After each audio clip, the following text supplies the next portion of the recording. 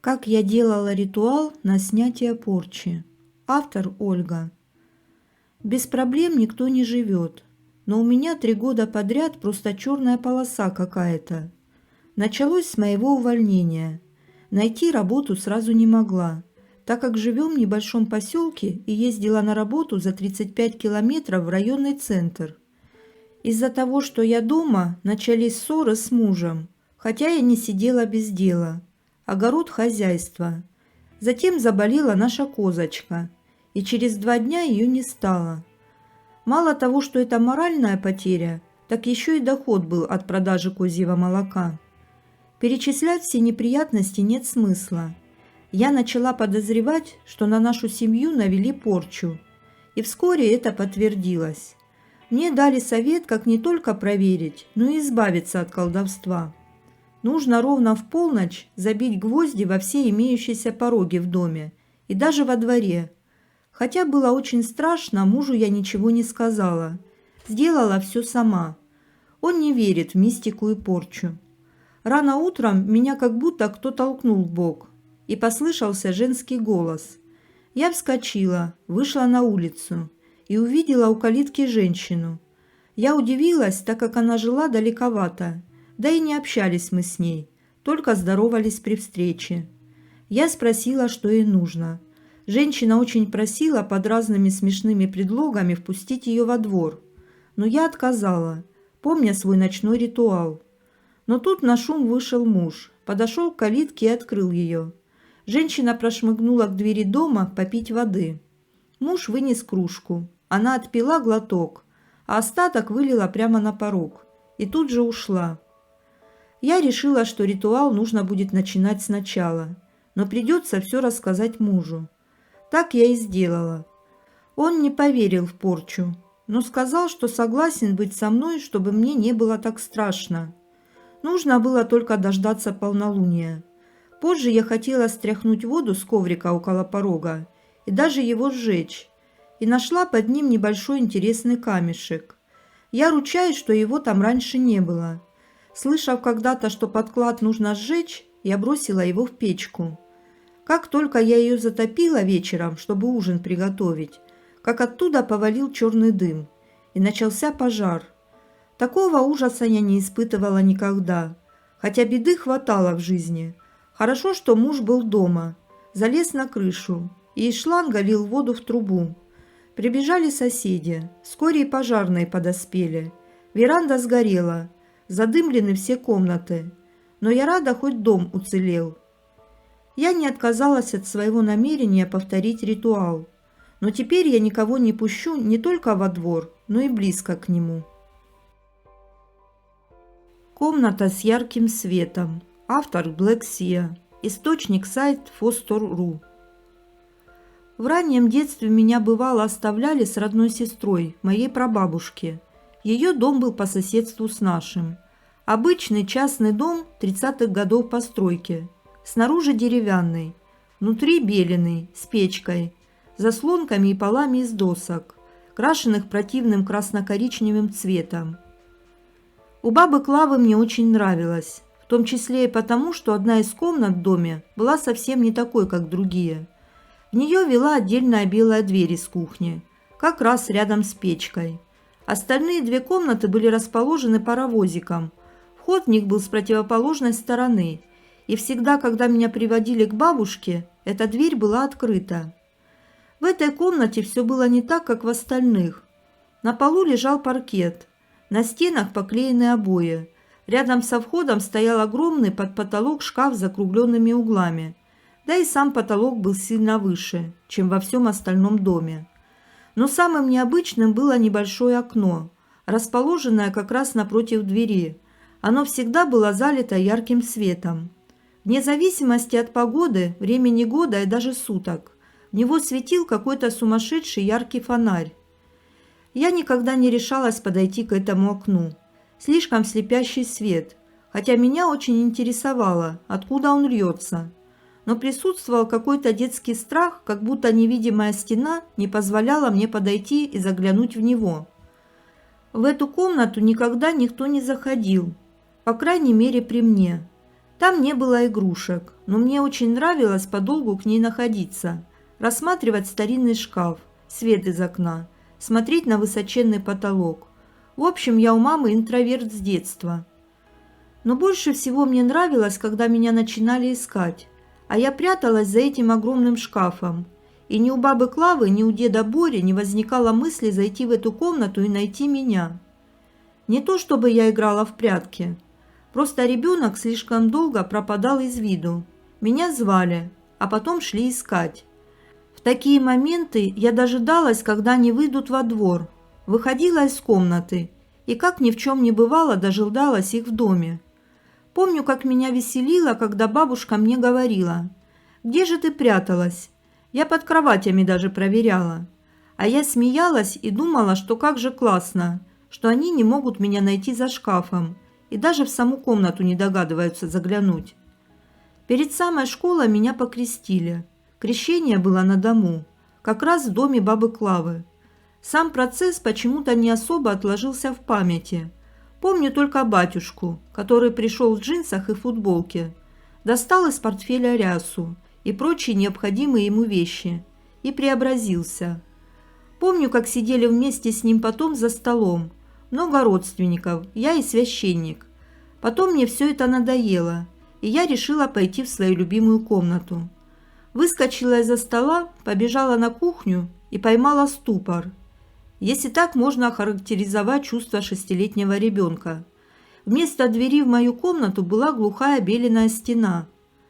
Помню, как я расстроилась, плакала, спрашивала у всех, куда делась моя комната. Меня никто не понимал. Приняли за детскую истерику, наверное. Подошла крестная. Она же моя двоюродная ба, дочка той самой бабы Клавы, в чьем доме все происходило. Посадила меня к себе на колени и стала расспрашивать, что меня так расстроило. Выслушала, поцеловала и сказала: «Ну что ты, Юлечка, не было здесь никогда никакой комнаты». А я только в это утро туда заходила и любовалась ярким светом из окна. Рассматривала дощечки на полу. Не знала тогда еще о существовании слова «паркет». В общем, проводила там время, о чем и рассказывала всем взрослым. Я искренне была уверена, что они зачем-то спрятали от меня комнату, в которой я так удачно пряталась от них все детство. Сейчас уже ни бабы Клавы, ни деды Бори, ни крестной нет среди живых. Дом стоит, но ему осталось недолго. Лена, дочка крестной, продала его вместе с участком. Заехали с мамой посмотреть последний раз на почти родной умирающий дом. Мама вздохнула. «Здесь тебя крестили, помнишь?» А я вспомнила эту историю с комнатой и спросила маму, помнит ли она мою детскую истерику. Конечно, помню. Нафантазировала себе какую-то волшебную комнату, которой не было никогда. И только священник почему-то тогда сказал, чтобы мы тебя не переубеждали, и пообещал, что больше ты никаких комнат видеть не будешь. Ошибся, батюшка. Видела недавно, после последнего посещения дома. К сожалению, теперь только во сне. Другой мир. Автор вторая я. История произошла с бывшим учеником моей мамы, Александром. Он со старших классов интересовался темой параллельных реальностей. И вышло с ним как в пословице, когда говорят, что на ловца и зверь бежит. Александр сам побывал в неизвестном месте, которое он считает именно параллельным миром. Рассказываю по порядку. Сейчас Александр уже студент, учится в другом городе, а домой приезжает только на каникулы или вот на карантин, как в прошлом году. В прошлом году он и рассказал эту историю моей маме, к которой пришел в гости, несмотря на все запреты. Случилось это с ним незадолго до карантина. Зимнюю сессию он сдавал в необычном формате, потому что все экзамены тяжело проболел, с кашлем и высокой температурой. Чем болел, не знаю. Тогда еще такие подробности никого не интересовали. Факт в том, что занятий уже не было. Все иногородние студенты разъехались. В общаге он остался один в целой секции. Остались только те, кто был на пересдаче. У них там есть такая возможность пересдать сразу платно. И Александр, который все сдавал в первый раз. И вот то ли это одиночество вкупе с перенесенной болезнью его слишком сильно настроило на мистический лад, то ли правда случилось то, что случилось. Судить вам. В общем, приехал он как-то на зачет. Была суббота. Людей на улицах не так много. И он говорит, что с утра в тот день чувствовал какую-то угрозу в окружающем тихом мире. И настроение было паршивое. Перед зачетом он решил зайти в магазин около универа, купить хоть пирожок, чтобы в животе не урчало. Столовая в универе не работала. По случаю не то каникул, не то субботы. В магазине этом Александр бывал не раз. И ничто, как говорится, не предвещало. Александр поднялся на крыльцо магазина, открыл дверь, вошел. И внезапно обнаружил себя снова снаружи, на ступеньках магазина, у двери. Он сначала вообще не понял, что случилось. Так он сказал. Хотел зайти снова, но что-то подтолкнуло его обернуться. Ничего экстремально ужасного он позади себя ни сразу, ни потом не увидел. Но падающий с неба хлопьями снег его удивил, потому что никакого снега только что не было. Стояло вполне себе солнечное утро. Потом за снежной стеной Александр разглядел какую-то совершенно непривычную архитектуру. Небоскребы, широкую улицу с тротуарами. На самом деле пейзаж около его альма-матер несколько более провинциальный, скажем так. Тут до Александра стало доходить, что, похоже, сбылась мечта идиота, параллельная реальность, о которой он столько думал и размышлял. Решила, наконец, познакомиться с ним поближе. И тогда он совершил поступок, который не укладывается в моем сознании совсем. Я никогда бы так не поступила, признаюсь честно. Он отпустил ручку двери, сошел со ступенек и двинулся вперед по тротуару, мимо этих непонятно откуда взявшихся небоскребов. Наверное, для этого надо было быть настоящим энтузиастом. И по большому счету именно такие люди двигают прогресс. Но меня во всей истории Александра поразило именно это его поведение, а не сам факт существования параллельных миров, в котором я не особо сомневаюсь. Итак, наш герой пошел вперед в неизвестность. Город не был безлюдным. Люди шли навстречу Александру и обгоняли его. По дороге ехали машины. И машины, и люди, со слов Александра, выглядели вполне обычно. Единственное, он не понимал языка, на котором прохожие говорили друг с другом. Это был не русский, не английский, который он знает хорошо, и вообще какой-то незнакомый язык. Страшно Александру, по его словам, не было. Только интересно, чему я охотно верю, раз уж так он решил пойти на разведку. Наверное, он храбрее, чем я о нем раньше думала. Точнее, страшно ему не было до одного конкретного момента. До поры до времени встречные не обращали на Александра никакого внимания. Он подумал даже, что они его, возможно, и вовсе не видят. Но вдруг он увидел, что впереди у края тротуара стоит девушка и смотрит на него, улыбаясь. Обычная девушка в розовом блестящем пуховике и белой шапке. Но от такого явно направленного внимания незнакомки в неизвестном месте Александру уже стало жутковато. Он, однако, преодолел страх и пошел быстрее, чтобы поравняться с девушкой и попытаться заговорить. По ходу дела ему дошло, что он не знает язык, на котором они тут все говорят.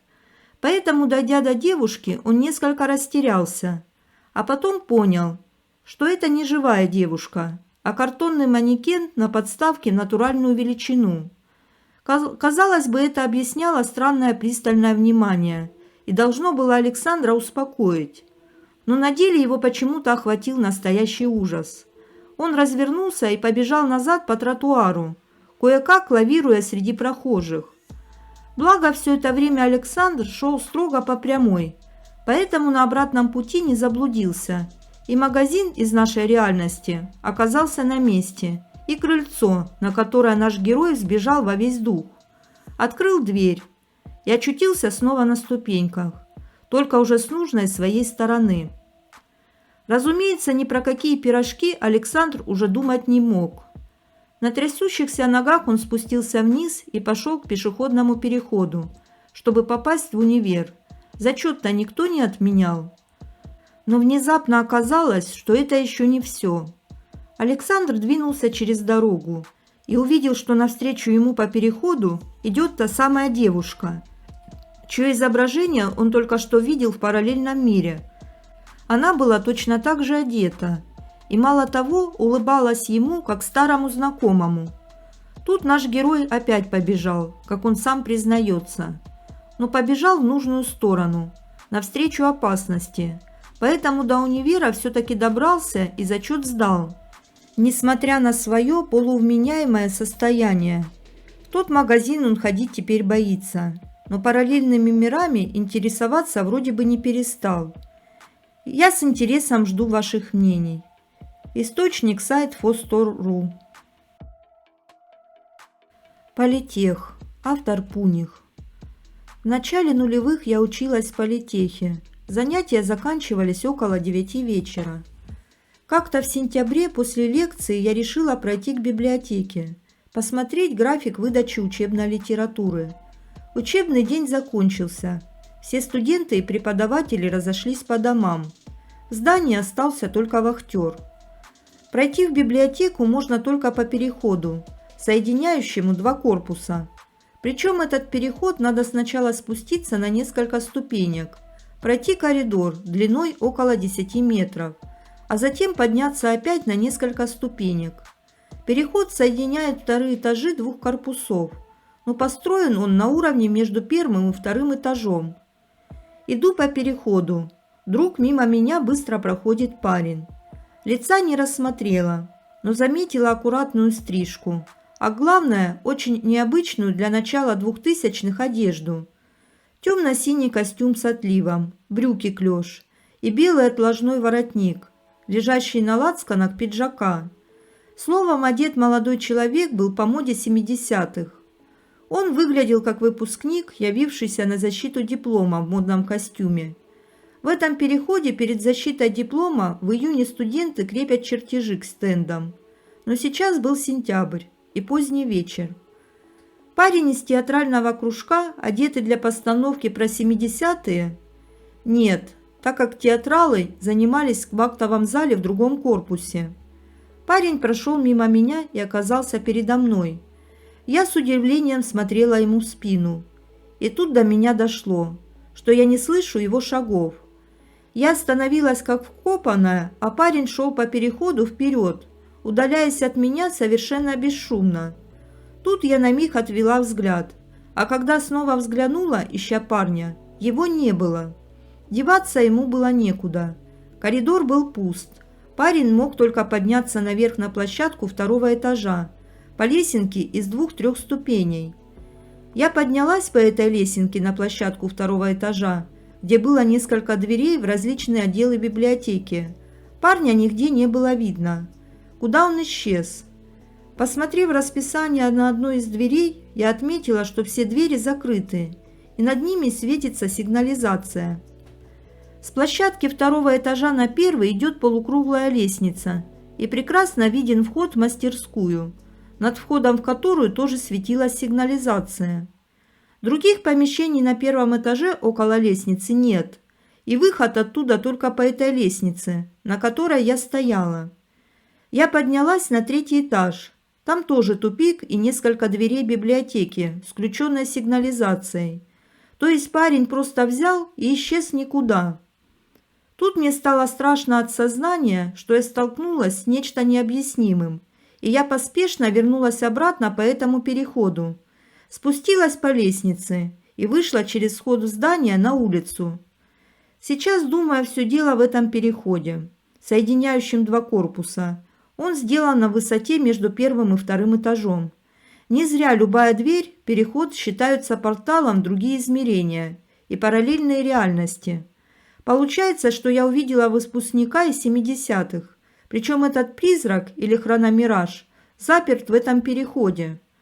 Может быть, с парнем там что-то произошло, какой-либо несчастный случай или внезапная смерть. И это место запомнило этот всплеск энергии, и воспроизвело картинку идущего молодого человека. Локация известна тысячам бывших и нынешних студентов. Нижегородский политех. Переход между вторым и четвертым корпусом. Интересно узнать у учившихся и работавших в этом вузе, видели ли они там этого парня. Источник сайт Фостор.ру. В день похорон. Автор анонимус. Хочу поведать вам об одном случае. Когда мой дедушка скончался после непродолжительной борьбы с раком, его не забирали в морг. Как положено, вызвали милицию и скорую. Констатировали смерть. Благо, это был февраль, и мы жили в доме. До момента похорон не топили печь. Когда все занимались организационными моментами, в доме никаких странностей не наблюдалось. И вот, когда настал день похорон, перед тем, как ехать на кладбище, осталось обмыть тело. Это происходило в закрытой комнате, а все родственники и близкие ждали в передней части дома, на кухне и в коридоре. Я стояла рядом со своими сестрами в коридоре, и все мы в тишине ждали. В коридоре на старом комоде была лежанка дедушкиного кота. И в этот момент Васька, как обычно, крепко спал на своем местечке. И тут Васька поднимает сонную морду и смотрит куда-то наверх, чуть выше наших голов.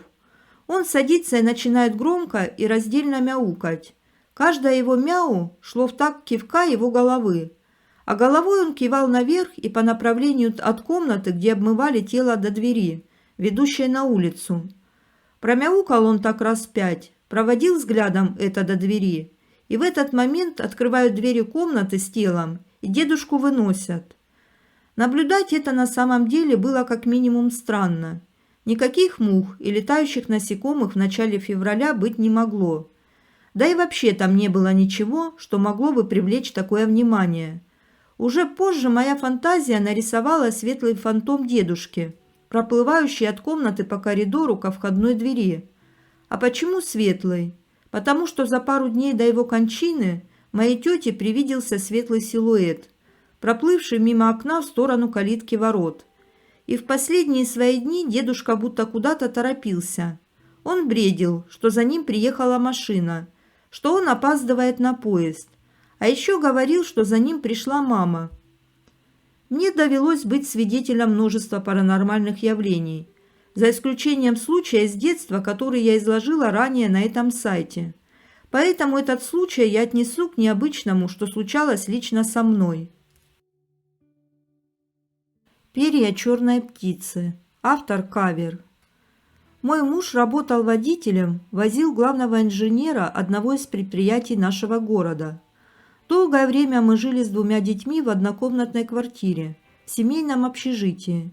И вот, наконец, приобрели собственный дом. Через некоторое время моя старшая дочь стала жаловаться, что во сне она постоянно видит какую-то страшную старуху, которая тянет к ней свои руки. Самыми страшными были именно руки, сухие, костлявые, синего цвета. Кроме того, руки с каждым ее приходом вырастали на несколько сантиметров. И ребенок рассказывал, что скоро старуха до нее доберется. Пришлось дочери расстаться с собственной спальней и перейти в детскую к брату. И что удивительно, ночные кошмары прекратились.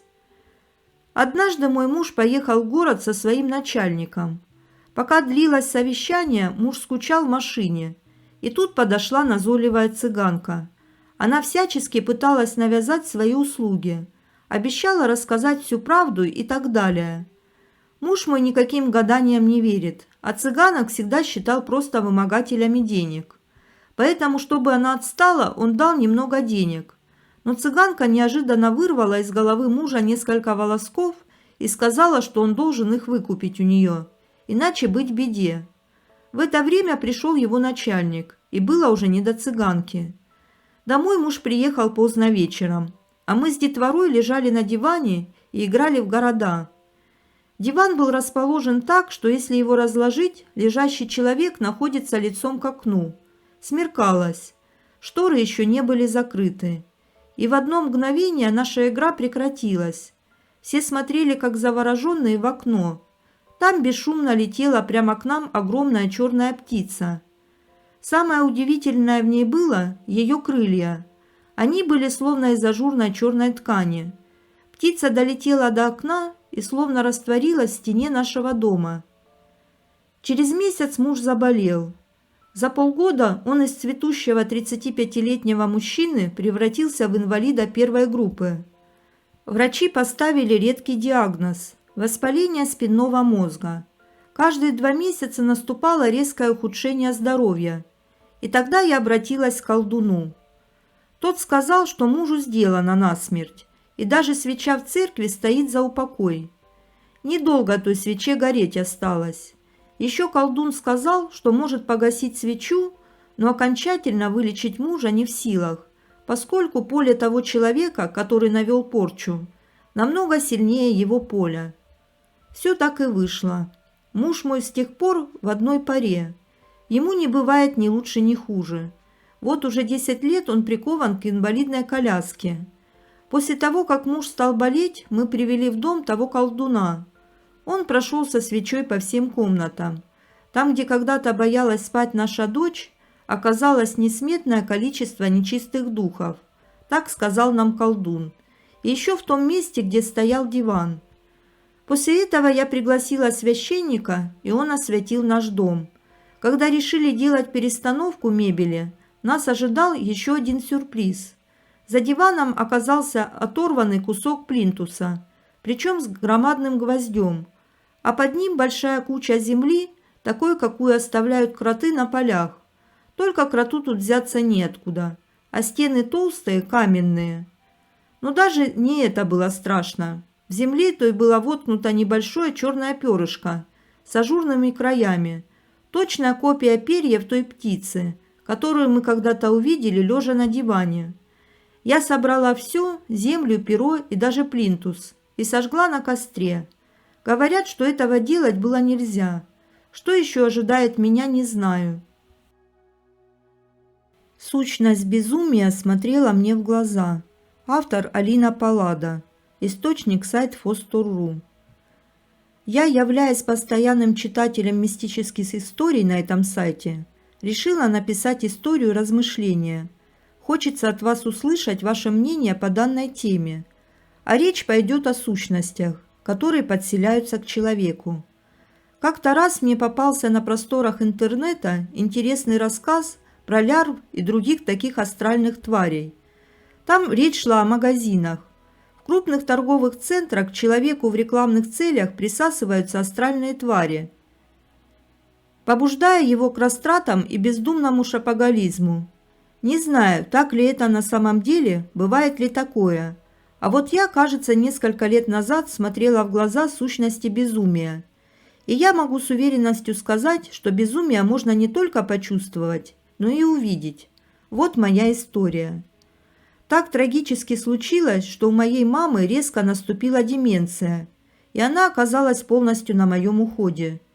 Не буду рассказывать все, что говорили врачи-психотерапевты. Она могла, но отказывалась ходить.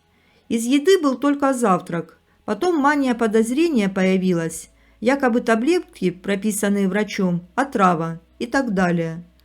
Однажды я проходила мимо комнаты, где она находилась все время. Почему-то в полном возбуждении. Она нашла в себе силы, а она ела только завтрак. Даже психиатры не могли ее уговорить нормально питаться. Перевернула довольно тяжелый диван и в сильном возбуждении ходила туда-сюда по комнате. А на диване она оставила только подушку. И как только я вспомню эту подушку, у меня тело покрывается гусиной кожей от страха. У подушки реально было что-то вроде лица. Это вмятины нестерпимо злющий глаз, выемка, похожая на рот. А самыми странными были ушки. Каким-то образом обычная плотная подушка наверху по краям немного смялась. И так это было похоже на ушки. Я помню, даже отвела взгляд, так страшно было. А потом посмотрела, то же самое. Что это было? Мать спустя полгода умерла. На 3-й день после ее смерти я слышала сильный стук из шкафа. Помогла нецензурная брань. Потом стали ко мне подползать то жучок, то муравейчик. Я подумала, что это она в такой форме пришла попрощаться. Количество мистических случаев в квартире после ее смерти сократилось процентов на 99. И еще одна вещь, ценный урок, который мне дал психиатр скорой, приезжавший к ней. Я спросила, как могло с ней так произойти, что прагматичный такой человек резко так слег. А он сказал, что наши черты характера с возрастом усугубляются и приводят к таким расстройствам. После ее смерти мы выбросили диван, нашли за ним гору таблеток. Многие вещи повыбрасывали. Практически пустая комната стала. Всю осень, зиму и весну, вплоть до отключения батарей в комнате, стоял гул намного громче, чем если бы я слышала гул машин на дороге. Впоследствии мы поклеили обои, обставили все мебелью. Шум прошел. Вот что же все-таки это было?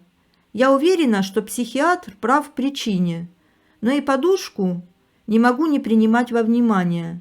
Я видела безумие. Я реально чувствовала его в воздухе. Встреча с Лешим. Автор Талиша. В первой половине августа мы с семьей были в горах. Я туда езжу не просто отдыхать, но и активно практиковать. Магия энергопрактики, не буду вдаваться в подробности. Расскажу о последних днях при Эльбрусе. Место действия – поселок Терскол, лес у подножия горы Чегет. За пару дней до отъезда я нашла в этом лесу персональное место силы. Небольшая поляна, недалеко от кромки леса и широкой тропы через него. Вроде и в глубине леса, но оттуда видно людей, идущих через лес по тропе. А сразу на окраине леса протекает река Баксан. И недалеко мост, а рядом с ним, прямо на берегу, маленькая кофейня. Я там часто гуляла. Достаточно глубоко в лесу, говорила с духами, с Лешим, наслаждалась чудесными видами и находками. То скрытая от глаз лесом ярко цветущая поляна у самого склона Чегета, то бесшумно пасущиеся красивущие кони в густом березняке. А сколько раз находила отличные грибы, сорванные и лежащие то там, то здесь, на пнях и камнях. И вот в последний день я пришла в это чудесное место попрощаться. Погуляла вокруг по лесу, нашла немного грибов. Моросил дождик. Людей в такую рань, да еще и в непогоду, не было совсем. Я остановилась на своей поляне, попрощалась и пошла к выходу. И уже в метрах 10 от тропы увидела его. Мужчина в сером плаще с капюшоном, похожим на дождевой, стоял на тропе и смотрел в мою сторону. Я сначала смутилась, что мое увидение было прервано, но не остановилась, шла с улыбкой прямо к нему. В горах все всегда здороваются друг с другом, с незнакомцами и желают прекрасного дня. А потом что-то отвлекло мой взгляд. Я опустила глаза, увидела чудесные маслята в траве прямо у тропы, очень крупные. Наклонилась, сорвала, а когда поднималась, увидела, как мужчина шагнул к выходу из леса. На секунду его скрыло толстое дерево. А потом я удивилась. Из-за дерева он так и не вышел. Достаточно открытое пространство. Ни кустов, ни зарослей. Все просматривается, как на ладони. Я прошла дальше по тропе. Вышла из леса, оглядываясь. Никого. Закрытая кофейня, безлюдный мост и окрестности. Моросит дождь, пусто. Улыбнулась, поблагодарила Лешего за угощение в виде грибов и пошла домой. Что-то в пустой комнате. Автор Трималенд. Давно сюда не заходила. Дела, заботы. Но вчерашняя ночь заставила вспомнить Форстор. Не могу не поделиться. Все лето провели на даче с мужем и дочкой. Но сейчас муж вышел на работу, и мы с малявкой остались тут одни. Благо, знакомые и добрых людей здесь много.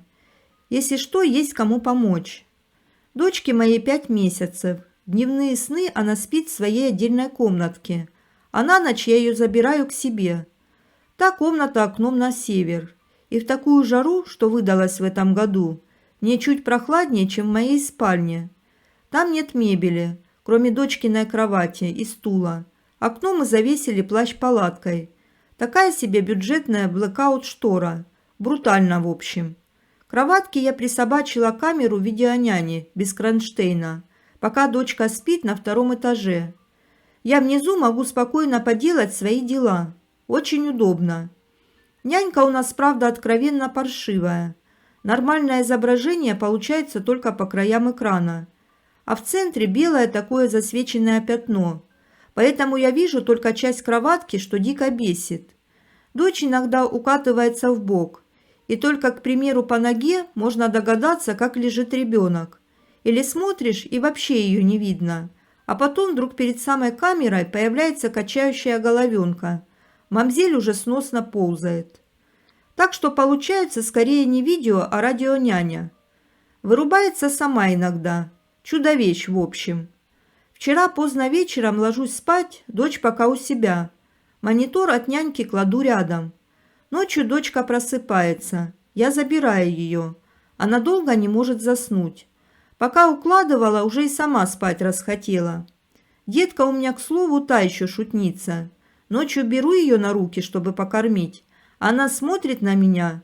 Глазки в полумраке кажутся черными. Открывает рот и шипит. Это такое видоизмененное агу. Г-х. И руку тянет к моему лицу. Пугает иногда, пардон, до усрачки. Днем она почему-то так не делает. Решила я глянуть кое-что в инете, раз не спится.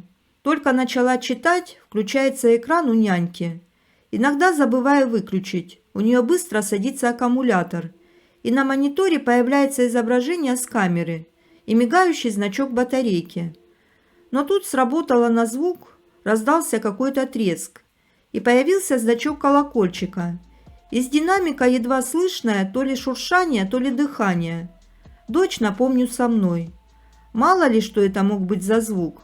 Может, шелест деревьев из приоткрытого окна. Но, поглядев на монитор, я увидела движение. Что двигалось, разобрать не удалось. Какое-то серое пятно без четких очертаний шевелилось под камерой. В соседней комнате. Сказать, что я испугалась, ничего не сказать. Включила ночник. Пока несколько секунд не смотрела на экран, камера съехала. И не стало видно вообще ничего, кроме верха кроватки. Что ее сдвинуло? Съехала сама? Короче, я ничего не придумала умней, как запереться в спальне и в необыкновенной бодрости дождаться утра. Ну не звонить же мужу среди ночи в самом деле. Входную дверь я совершенно точно заперла на замок. Окна внизу закрыты, в доме ни звука. Утром долго собиралась с духом, прежде чем зайти в ту комнату. Конечно, ничего там не было. Камера висела криво. Дочку на дневной сон уложила в спальне. Благо, сегодня и не так жарко было. А впереди ночь. Муж только завтра приедет. Рассказала ему. Посочувствовал. Ну как-то снисходительно. Камеру оттуда забрала, ну нафиг. Девайс, конечно, сам ночью не включится. Но воображение не дремлет. Традиционный вопрос. Что это было? Притча о талантах и вмешательстве темных сил. Автор Юрик. Есть в Библии притча о талантах, про то, как хозяин, собираясь в дальние края, дал своим рабам деньги, таланты, и каждый из них распорядился ими по-своему. Кто-то приумножил, а кто-то закопал в землю. А вот еще одна притча о талантах. Рос я в интеллигентной семье, и нас часто посещали люди, которых можно условно назвать как не совсем простые. Запомнился мне один откровенный разговор хорошо подвыпивших 3 неудачников. И, признаться честно, никогда я в своей жизни не слышал ничего более откровенного. Один был бывший спортсмен, второй музыкант, тоже бывший, а третий ученый, тоже бывший и тоже несостоявшийся. История спортсмена. Спортом начал заниматься в детстве и уже к 16 годам добился серьезных успехов. Бегал на длинные дистанции и делал это лучше всех. Ездил на соревнования, побеждал, получал грамоты и призы. Мною восхищались и тренеры, и родители, весь двор и вся моя школа. И сам собой я очень сильно гордился. Спорт я любил сильнее всего на свете и готов был тренироваться день и ночь, без всякой меры и всякого предела. Доходил до полного изнеможения, мечтал о профессиональном спорте, олимпийских победах, ну и о всяком таком прочем. Но судьба распорядилась по-своему. От тяжелых тренировок заболели мои суставы, и я не только спортом, но и сидеть-стоять не мог от ужасной боли. Начал лечиться, и вскоре врачи мне подписали приговор. Никакого спорта, если не хочешь, конечно, остаться прикованным до конца жизни к инвалидному креслу. В 19 лет я уже сильно пил, пробовал наркотики и вообще часто думал, что лучше бы мне и не жить вовсе. Сейчас, ясное дело, никакого спорта. Одни воспоминания и ничего больше. История музыканта. В 5 лет обнаружился уникальный талант. В музыкальной школе меня всем ставили в пример и говорили, что меня ждет большая и интересная жизнь. Мои родители, дедушки и бабушки только и делали, что рассказывали про меня всем вокруг, вызывая у людей неподдельную зависть. Зачем они хвалились? Может, это и стало причиной моей неудачи? После окончания консерватории я удивительным образом оказался никому не нужен. Почему? Сам не знаю. Не нужен и все. Может, не смог себя преподнести. Может, еще какая причина. Мне просто удивительно не везло. Черная полоса сменилась еще более черной, и я не знал, что делать. Были попытки суицида. Было длительное лечение в психиатрической больнице. А еще через несколько лет я обнаружил, что и талант мой музыкальный иссяк. То есть не то, чтобы совсем исчез, а как-то не так, как раньше. Помню, как сказал мне один, что никакого таланта особого у меня и не было. Были просто родительские амбиции и моя непоколебимая вера в собственную уникальность. Эти слова меня совсем расстроили. Сейчас никакой музыки, конечно. Иногда зовут на свадьбы играть, но не больше. История ученого. Хоть и в школе учился не очень хорошо, но институт закончил с красным дипломом. Профессия физик-теоретик. После нескольких лет работы поступил в аспирантуру и начал работать над решением одной задачи. Я был по уши влюблен в науку, и особенно в ту самую задачу. Стыдно говорить, но ни к жене, ни к детям своим я не испытывал ничего подобного. Я нашел интересный способ решения, и очень многие на нашем факультете говорили, что мое решение гениально. Публикация в научном журнале и защита моей диссертации должны были стать настоящим событием в жизни нашего провинциального вуза и, может быть, даже маленьким событием всего города. Было решено, что после защиты я и дальше буду заниматься развитием этой темы, но не у нас, а в престижном столичном университете. Уже вроде как и все решено. И вот за несколько дней до защиты приходит ко мне один младший научный сотрудник, а он меня почему-то не любил. И, ухмыляясь своей лисьей мордочкой, сообщает, что у меня в жизни все очень легко и просто получается. То есть как? Да вот так. Задача, которой я занимаюсь, уже никому и не нужна больше. Ее уже просто несколько лет назад решили, и я могу отдыхать. И протягивает мне журнал, где черным по белому опубликовано решение. Моим гениальным способом. При этом задача уже решена полностью. Научная проблема закрыта и больше не актуальна. А я так хотел заниматься этим в будущем. К слову сказать, такое случается нередко в научном мире. До сих пор не ясно, кто изобрел радио первым, русский или итальянец. Сказать, что я был расстроен, значит ничего не сказать. До сих пор не понимаю, как я и мои коллеги, включая старший научный состав, могли профукать решение до сих пор нерешенной задачи. В тот же самый день все знали об этом казусе, и все из моих старших коллег и научного руководства как-то дружно отвернулись от меня. Никто не хотел брать ответственность, никакой защиты, никакой диссертации не было. Через несколько дней я потом попал в больницу. Сейчас работаю в школе учителем, и ничего о науке даже слышать не могу. Она сгубила мою жизнь, и лучше бы ее и не было. И вот тут мое повествование о талантах принимает мистический оборот. То ли это была детская галлюцинация, то ли видение какое. Я и сам сказать не могу. Вдруг за столом около спортсмена, музыканта и ученого появляется, прямо из воздуха материализуется, сгорбленный старик с длинной белой бородой и сообщает свое странное и страшное откровение. Таланты – это такие существа демонической природы, которые живут в человеке и имеют одну лишь цель – замучить его и погубить. Человек радуется своим талантам, хочет развить их и достичь признания, славы, денег, а у демона совсем другая цель. Этот день стал самым страшным в моей жизни. После этого и родители мои заметили, что я как-то изменился сильно, ушел в себя. А потом мне и сон приснился. За тем же самым столом в нашем доме сидят трое, очень похожие на тех неудачников. Но только они не люди, а какие-то черти или демоны, потому что на голове чуть заметные рога, а на пальцах когти, и глаза какие-то злые. Сидят эти трое и пьют вино из бокалов, а оно красное, как кровь. У каждого в руках роскошная папка из кожи телесного цвета, человеческая кожа. Открывают они свои папки и достают оттуда красивые листы тисненной бумаги, похожие на грамоты.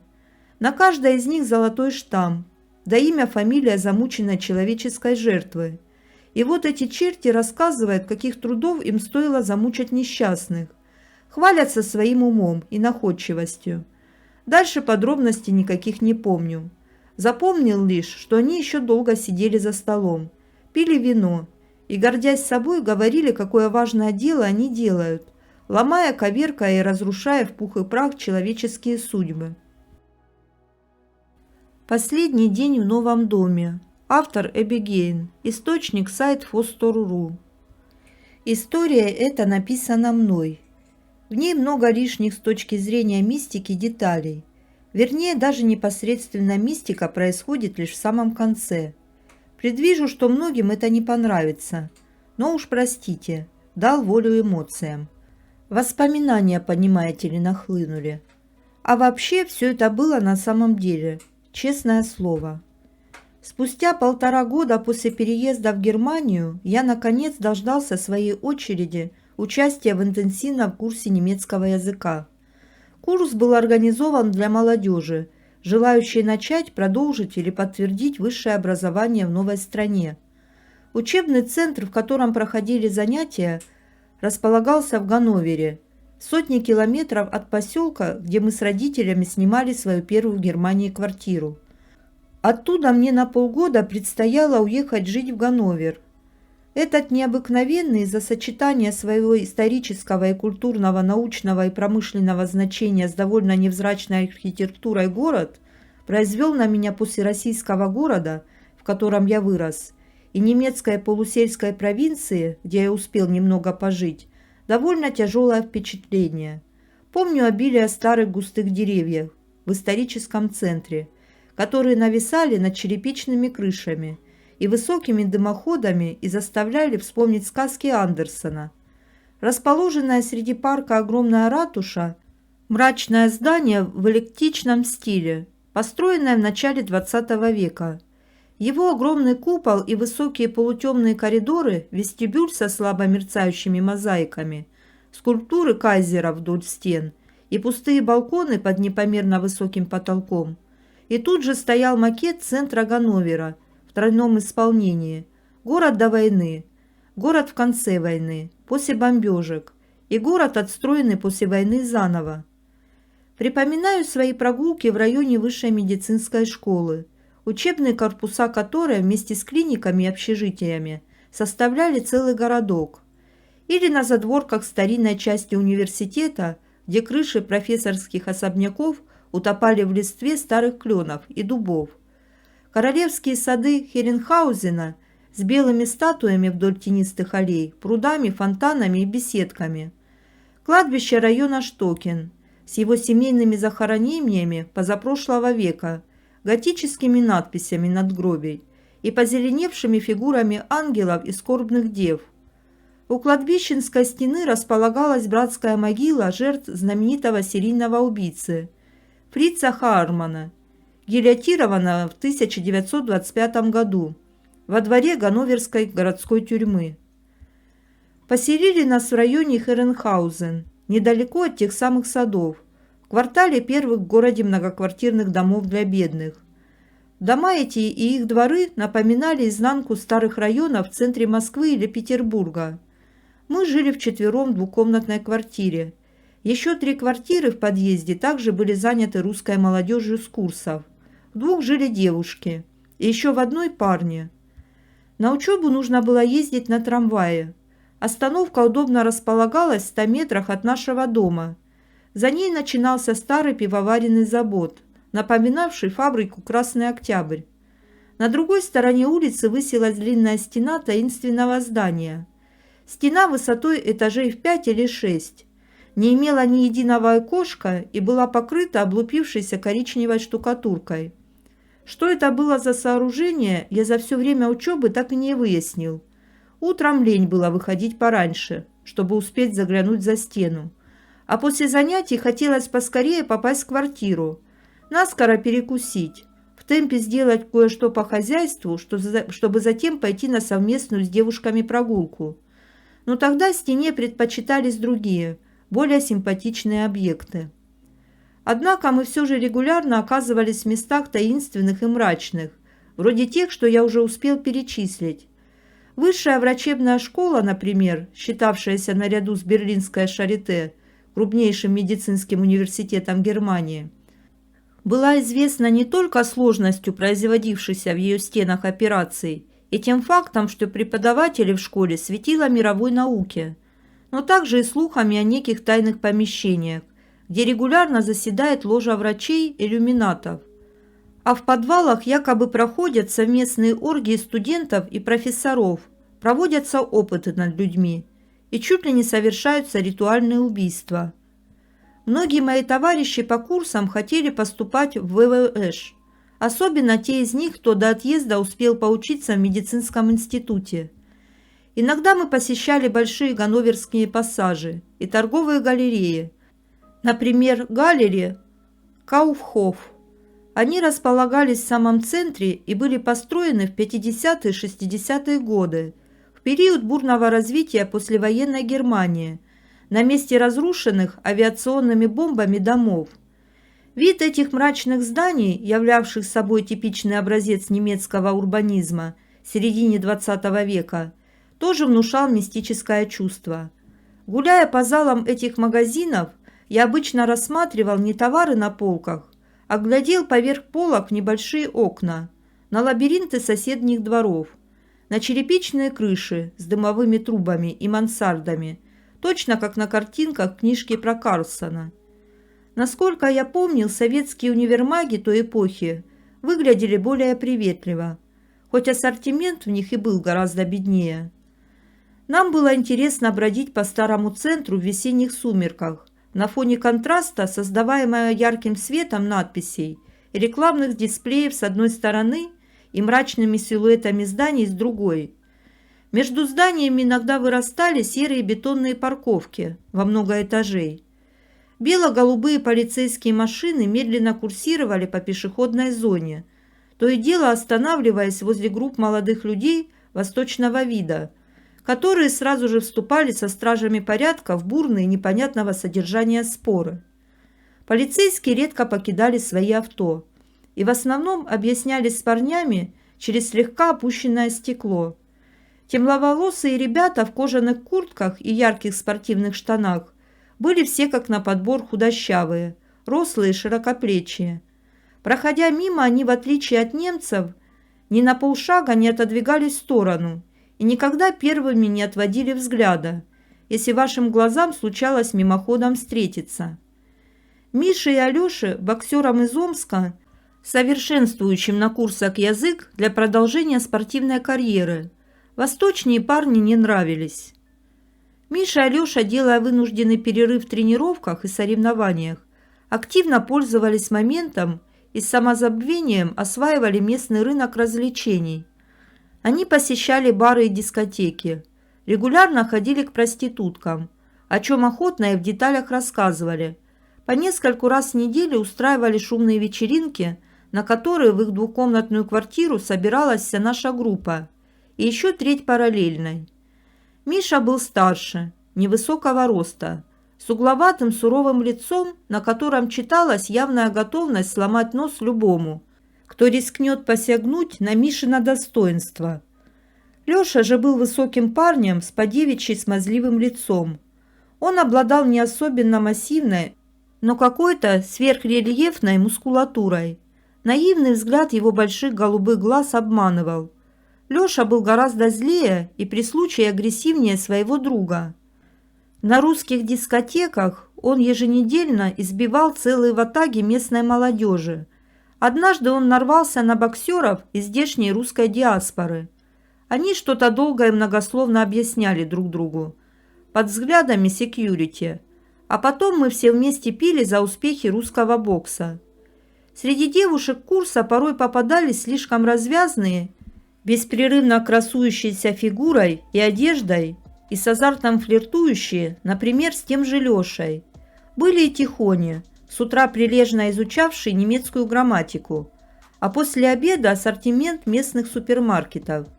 Вечерами они что-то долго готовили, распространяя запахи кухни и игнорируя парней, которые кричали, проходя мимо по лестнице: «Эй, девчонки, идите к нам пить водку!» Раскрасневшийся Леша останавливался и стучал в двери своим сбитым кулаком. Девушки внутри молчали. Учеба на курсах не была для нас обременительной. Да и на дом нам задавали не так уж много. Мне скоро должно было исполниться 22. Вокруг было полно моих сверстников, как и я, недавно прибывших сюда из разных уголков России. Им не хотелось навечно оставаться в городках, куда их семьями после переезда распределили власти. Здесь, в большом городе, было гораздо больше возможностей для учебы, дружбы, любви, для отдыха и общения с себе подобными. Тем более, что родители находились далеко, а стипендия, которую платили на курсах, была размером с небольшую зарплату. Жилье и коммунальные услуги оплачивались государством. Да и вообще, к тому времени у всех нас еще не иссякли радужные впечатления от новой страны и новой жизни вокруг. Пожалуй, то время можно было назвать счастливым. За неделю до окончания занятий на курсах нас вдруг решили всем подъездом переселить в другой район. Может быть, соседи пожаловались на чрезмерный шум. На лестничной площадке постоянно слышался галдеж и смех курсантов, а также песни из ТОП-20 НТВ и ранее на незнакомой немецкому уху композиции группе 140 ударов в минуту. А возможно, в подъезде и квартирах просто планировали начать какие-то ремонтные работы. Не помню точно. Однако пришлось переезжать. Восторга все это у нас не вызывало. Тут учиться-то осталось всего ничего. И вдруг срывайся с места, выселяйся из обжитой комнаты, таскай с 4-го этажа мебель, закупленную школой для учеников. И лифт в тот день не работал. К тому же район, в который мы перебирались, находился в 2 раза дальше от школы и центра города и представлял собой неприветливую ганноверскую окраину, социальными трехэтажками, дешевыми супермаркетами, трамвайным парком и странным пустырем с растущими на нем кое-где буреломом. Вдоль пустыря вытянулась узкая полоса деревьев, перед которой стояли в ряд ветхие особняки, построенные как минимум лет 100 назад. Возможно, прежде это жилье считалось престижным, но со временем дома приобрели весьма маргинальный вид. Мало того, несколько особняков стояли пустыми. В некоторых окнах отсутствовали стекла, и за ними можно было разглядеть стены с пятнами от картин и свисающими лоскутами обоев. В один из особняков мы и заехали 3 квартирами. Боксеров, к счастью, оставили жить на прежнем месте, отселив их в другую часть дома, точнее, в какой-то флигель в его дворе. Там они быстро затасковали и ежевечерне стали слоняться по Ганноверу, навещая курсантов то в одном конце города, то в другом. Благо, проездные билеты нам тоже полностью оплачивали. Жить мы должны были на 2-м этаже. Внизу размещались таинственные хозяева дома. Наверху под крышей тоже были какие-то комнаты. Наш же уровень представлял из себя замысловатую систему коридоров, комнат и подсобных помещений. Имелось также несколько ванных и туалетов. Некоторые двери были заперты снаружи. В центре этого лабиринта находилась зал-прихожая странно больших размеров, с декорированными колоннами по углам и чугунной люстрой на потолке. Часть комнат выходили своими окнами на ту самую лесополосу перед пустырем. Во всех помещениях, даже в тех, что располагались со стороны улицы, днем без электрического освещения было довольно темно. Значит, будем жечь свет круглые сутки. Все равно ведь мы не платим. С оптимизмом высказался Саша, мой сосед по прежней квартире. Затем он сказал: «Слушай, Жека, куда они нас привезли? Это ведь просто Баскервиль-холл какой-то». Мы долго заносили и расставляли мебель. Нам помогал завхоз нашей школы, хмурый неразговорчивый немец средних лет. Одновременно девушки отмывали стены, окна и полы от старой грязи. Затем всей компанией мы отправились обследовать район на наличие магазинов. В первый же день дом показался мне таинственным. Кто жил раньше в этих комнатах и как давно они пустовали, было неизвестно. Из обстановки наличествовал комод темного дерева в одной из прихожих и обои на стенах, наклеенные по ощущению лет 30 назад. На лампах, правда, были новые плафоны дешевого вида. Наверное, их закупили к нашему приезду. После похода в магазин я прошел в отведенную мне ванную комнату. По величине она примерно была равна комнате, в которой мы с Сашей жили до этого, на старой квартире. В раму большого окна было вставлено матовое стекло зеленоватого оттенка. От этого вода в ванне казалась зеленой. Пока я находился в ванной, у меня то и дело возникали какие-то странные ощущения. То мне на секунду казалось, что я лежу в ванной в своей прежней квартире в России, то вдруг перед моим мысленным взором в мельчайших подробностях предстояла дедушкина баня в его доме в поселке на Урале. Появление этих остро-реалистичных образов сопровождалось ощущением некого гипноза, морока, и я даже на секунду подумал, не подмешано ли что-нибудь в зеленоватую воду. Лежа в горячей воде, я долго смотрел на окно. Мне показалось, что если я сейчас выгляну наружу, то увижу там какой-то таинственный зеленый мир. Может быть, изумрудный город из сказки Волкова. Выбравшись из ванны, я повернул тусклую медную ручку. Тяжелая рама неохотно поддалась усилию моей руки. За окном негромко шумели деревья. На листьях играли солнечные блики. Уходил вдаль странный пустырь. Добираться до школы в эти последние дни действительно приходилось долго. Час езды до центральной станции. Переход через площадь. Наперерез покидающей здание вокзала толпе. Спуск в метро с его искусственным подземным ветром. Сотни говорливых студентов и школьников. Служащие офисов, пребывающие в утреннем оцепенении. На душе в эти дни было грустно. Курсы заканчиваются, и скоро судьба, как говорится, разбросает всех нас по разным местам. С кем-то мы явно больше не встретимся, даже если на прощание обменяемся номерами телефонов и заверениями созвониться. Мессенджеров тогда, слава богу, еще не было. У многих не было даже интернета. Ночами от грустных мыслей меня то и дело отвлекали шорохи, скрипы и стуки, доносившиеся из разных углов большого дома. Громче всего скрипела лестница, ведущая на 3-й этаж, которая начиналась недалеко от входа в нашу с Саней комнату. Создавалось абсолютное ощущение, что по ней все время кто-то передвигается, стараясь не шуметь. Я подумал, что под крышей, видимо, кто-то живет. Но вот зачем всю ночь курсировать туда и обратно, мне было неясно. Причем, если шаги с лестницы доносились постоянно, то никаких четких звуков на верхнем или нижнем этаже слышно не было. Хозяева на 1-м этаже не производили ни малейшего шороха, хотя днем 2 их автомобиля периодически исчезали и вновь появлялись во дворе. «Ребята, вы ночью слышали что-нибудь странное?» – спросила за первым общим завтраком Настя. «Вроде бы кто-то по коридорам ходил. Мы думали, это кто-то из наших шарахается. Лично мы из своей комнаты не выходили, а я только раз в туалет ходил».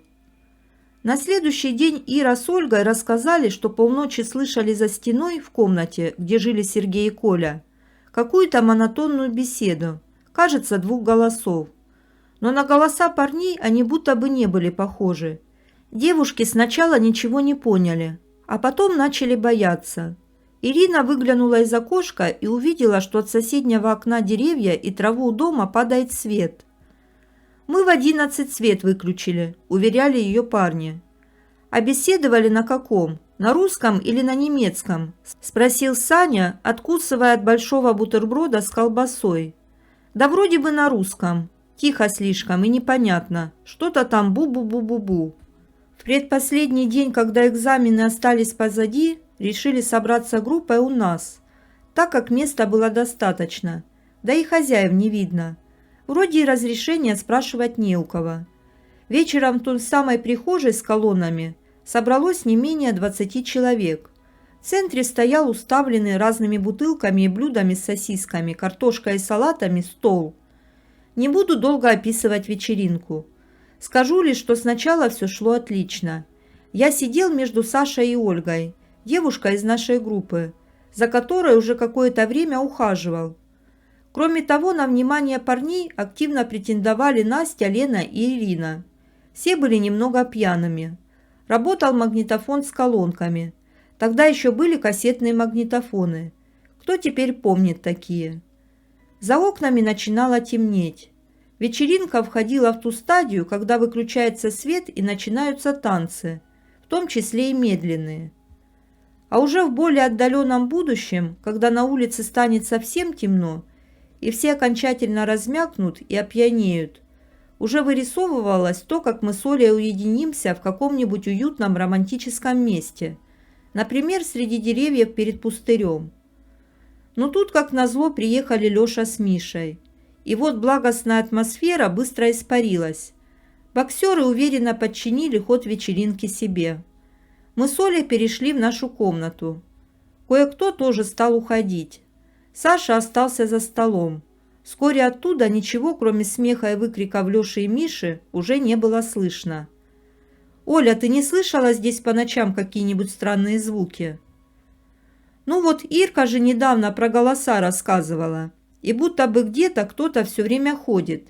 Только не могу понять, где. У нас или сверху. Кажется, что кто-то прямо здесь, рядом по лестнице на 3-й этаж поднимается, а потом спускается. И так каждые полчаса. Да, а мы с Иркой туда ходили. Когда это вы успели? Еще первый день, когда уборку делали. Больше на следующую группу работали, чем на себя. Они уже с понедельника заселяются. Эх, я бы еще с удовольствием поучилась. А Саня специально экзамены завалил. Теперь на 2 месяца остается. Но мы-то все разъедемся, к другим придется привыкать. Ничего страшного, конечно, но все равно как-то грустно. Еще 2 девчонки остаются из дальней комнаты. И Алекс с Костей из параллельной группы. Слушай, а что это вас на 3-й этаж-то потянуло? Да просто интересно было. Там ничего такого. Коридор, кухня и комната с кроватью. И еще телевизор старый в углу стоит. 3-я дверь была закрыта, туда ж мы не стали заглядывать. Вроде бы там кто-то живет. Везде грязно. Стол на кухне весь в крошках. И пол липкий. Пока мы с Ольгой разговаривали, я украдкой поглядывал на нее. Оля была на 2 года младше меня. Недавно мы отмечали ее 20-летие. Это была невысокая худенькая девушка с короткими русыми волосами и большими глазами, какого-то глубокого серо-голубого цвета. На вид ей можно было дать лет 16. Олин взгляд казался мне очень нежным и грустным. Настоящий женский взгляд, как я охарактеризовал его в одной беседе с Сашей. За время учебы мы довольно сильно друг к другу привязались, хотя ничего серьезного между нами не было. «Жень, давай туда сходим», – вдруг предложила Оля. «Давай». Я взял ее за руку, и мы тихонько вышли из комнаты. В прихожей громко играла музыка. Пьяный Леша, запинаясь, возглашал: «Ирочка, позвольте вас пригласить. Или ты, Настюха. Давай потанцуем. Это мой любимый медляк. Lady in Red называется». Мы выбрались на площадку. За высоким лестничным окном всходила луна. Она была сейчас прямо на уровне наших глаз и отражалась в большом зеркале, висевшем здесь же на лестничной площадке. «Смотри, мне это зеркало сразу не понравилось», – сказала Ольга и крепче сжала мою ладонь. Лучше не смотри в него». Конечно, нет. Пролет на верхний этаж был заметно круче остальных. Ступая как можно тише, мы пробирались наверх. Я шел впереди, Оля вплотную за мной. Вот и площадка верхнего этажа. 2 двери выходят на нее по бокам. Одна в центре, напротив лестницы. Раскрыта была та, что слева. «Вот, та комната с кроватью», – показала Оля на правую дверь. «Женька, давай лучше спустимся. У меня какое-то нехорошее предчувствие». «Не бойся, мы же вместе. Иди позади меня», – сказал я, и мы, крадучись, прошли к раскрытой двери. В ее проеме белел холодильник. Когда мы оказались рядом, он тихо заурчал. Оля вздрогнула и приобняла меня сзади. Так, не отделяясь друг от друга, мы сделали еще 2 шага и остановились в дверях. Я заглянул в комнату. Слабо освещенная лунным светом, передо мной открылась маленькая кухня с белым гарнитуром, плитой и виднеющейся в углу микроволновкой. Из крана в раковину медленно капала вода. У стены напротив гарнитура стоял небольшой столик, который с 2 сторон огибал мягкий уголок. Диван в форме буквы «Г». На этом диване головами друг к другу лежали в темноте 2 человека. На обоих были черные плащи, белые рубашки, галстуки и шляпы. Кажется, тоже черного цвета. Люди не шевелились. Секунду я, внутренне замерев, пытался разглядеть их лица в свете луны. Тут Оля выглянула из-за моего плеча, и в следующее мгновение мы тихо ринулись вниз по лестнице. Ольга схватила меня за плечо. Я бесшумно прыгал по ступенькам, не отпуская ее руки. Господи, что это было? За секунду до того, как мы влетели в свою комнату, лестница под нашими ногами все-таки скрипнула. Неприятно и довольно громко. Я понял, что только миновав площадку с зеркалом, я вновь начал воспринимать громкую музыку и голоса из центральной прихожей. У меня вдруг возникло ощущение, что музыку мы перестали слышать уже тогда, когда вступили на лестницу, ведущую наверх. Просто не обратили на это внимания. Было очень страшно, страшно не столько из-за людей в плащах, сколько как-то вообще, безотчетно. Мы вместе с Олей упали на мою кровать и уселись в ее дальнем от входа углу, крепко прижавшись друг к другу. Я чувствовал энергию страха, исходящую от Ольги. Страх этот ощущался волнообразно, как волны горячего воздуха. Мы долго сидели молча. Над столом горела маленькая лампа. Позавчера мы с Сашей готовились за этим столом к экзамену. «Женя, кто это там такие на кухне, а?» «Не знаю, Оленька, понятия не имею. Ты видел, что на них было? Белые рубашки с галстуками. Ну, и какие-то плащи, блин. А шляпы ты видела?» Оля вдруг тихо засмеялась, уткнувшись мне в плечо. Часы показывали 2:30 ночи.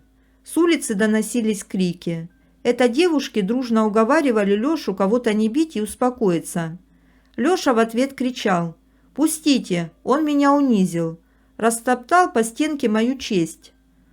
В комнату вошел Саня. Мы лежали одетыми поверх моей застеленной кровати. Оля тихо дышала у меня под боком, спала. Не глядя на нас, Саня прошел к своей кровати и повалился на нее, не раздеваясь. В последнее время, когда мне случается мечтать, у меня сама собой возникает в голове такая картина. Маленькая комната в большом старом доме. В комнате небольшая кровать и стол с горящим над ней светильником. Рядом со мной на застеленной кровати сидит Оля, положив голову мне на плечо. На улице уже сумерки, но из окна на пол комнаты еще падает нежный зеленоватый свет, а откуда-то из-за двери тихо доносятся звуки песни «Lady in Red».